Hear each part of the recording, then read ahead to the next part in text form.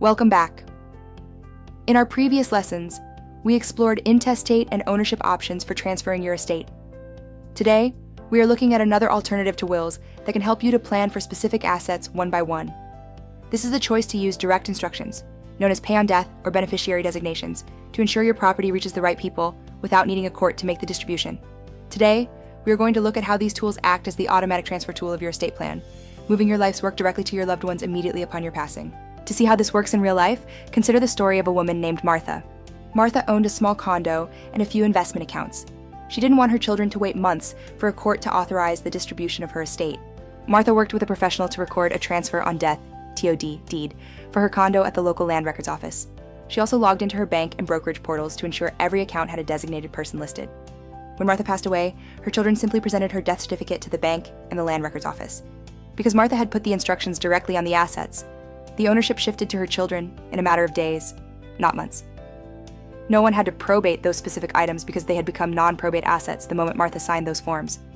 Just keep in mind, this is a simple example. The exact steps can vary depending on your state and the rules of each financial institution, so it's always worth double-checking what paperwork may be required where you live.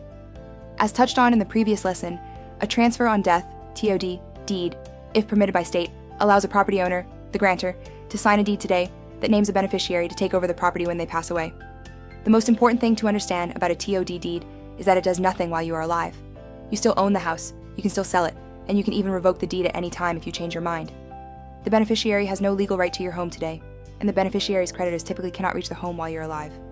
For the deed to be effective, however, you must follow your local regulations, which usually means must be properly executed and recorded with the local government before your death. The second tool is the beneficiary designation. You likely already have these on your life insurance policies or retirement accounts like IRAs.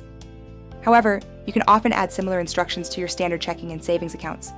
These are usually called payable on death, POD, accounts. By filling out a simple form provided by your financial institution, you are telling the bank that the money in the account belongs to you while you are alive, but it should generally be paid directly to your chosen person when you are gone. This is often a great option for individuals who want a simple, low-cost way to ensure their family has immediate access to cash for funeral expenses or daily needs. It provides privacy, because the details of these accounts do not become part of the public record in a probate proceeding. However, there are a few concerns you must prepare for to ensure this choice doesn't result in what we call a silent plan failure. The most common mistake is failing to name a contingent beneficiary. Imagine if Martha had named her son as the sole beneficiary of her bank account, but her son tragically passed away before her. If Martha hadn't named a backup, or contingent, the account would have no instructions left.